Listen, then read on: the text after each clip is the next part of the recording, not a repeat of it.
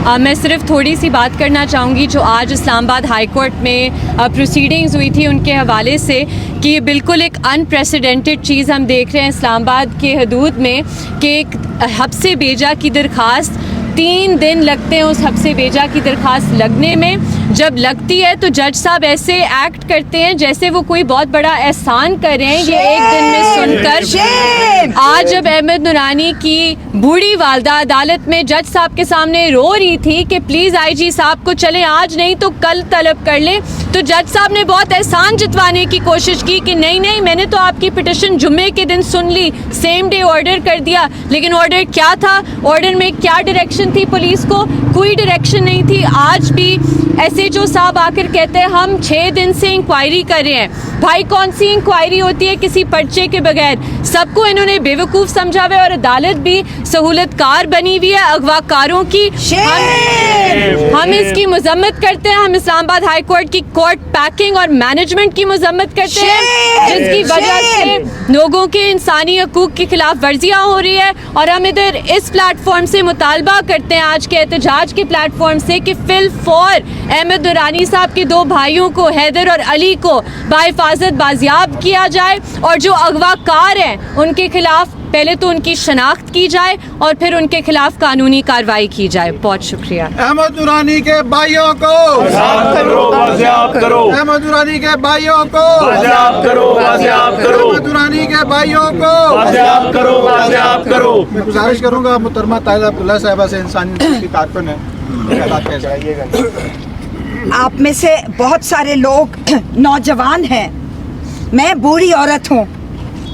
मुझे 1901 एक्स फाटा frontier crime regulation जो कि बरतानवी राज में नाफिज किया गया था महकूम साउथ एशिया सब कॉन्टिनेंट में, फ्रंटियर क्राइम रेगुलेशन ये था कि इज्तिमाई सजा दी जाएगी पूरे खानदान को, पूरे गांव को, पूरे इलाके को, पूरी एजेंसी को।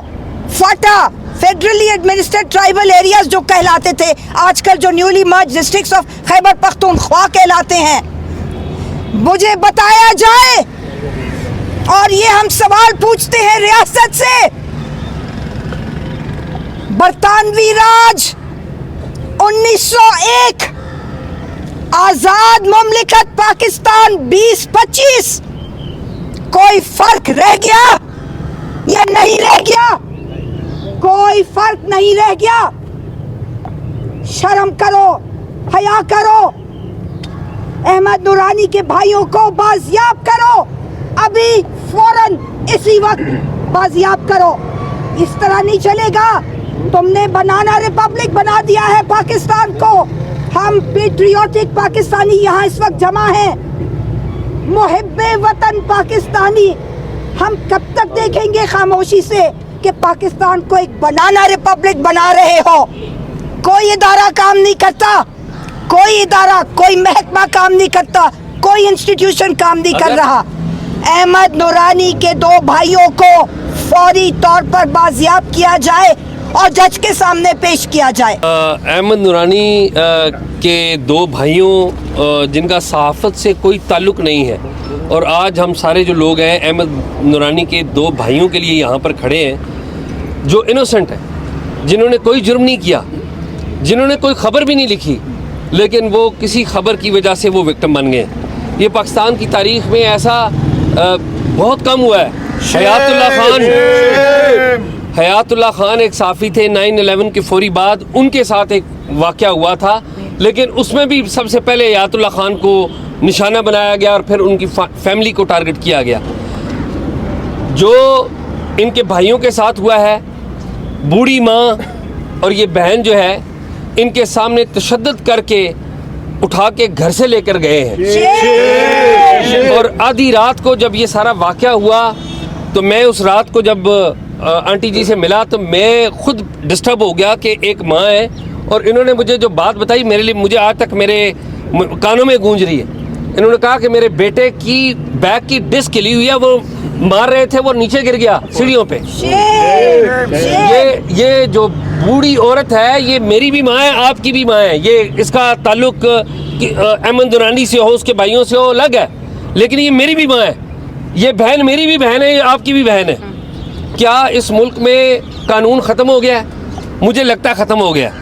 मुझे लगता है कि आज हम एहतजाज के लिए नहीं, हम फातिहा खानी के लिए यहाँ पर खड़े हैं कि कानून ख़त्म हो चुका है, उसकी फातिहा पढ़ रहे हैं हम। खुदा ना करे। इस मुल्क में कानून मौजूद था कि जब कोई इस तरह का वाक़या हो जाए तो पुलिस के पास जाते थे, FIR दर्ज होती थी, पहला इंसाफ का जो दरवाज़ा खटखटाते थे। ये पुलिस के पास गई, ये बूढ़ी माँ हमारी बहन, ये पुलिस के पास गई, FIR दर्ज नहीं हुई। फिर दूसरा दरवाज़ा था अदालत का, ईमान हमारी बहन, ये इनको सबको लीड करके इस्लामाबाद हाई कोर्ट में गई। हब्से बेजा की पिटीशन में कभी ऐसा नहीं हुआ। हमने और आपने देखा कि हब्से बेजा की पिटीशन में अदालत सरेंडर कर गई। अफसोस,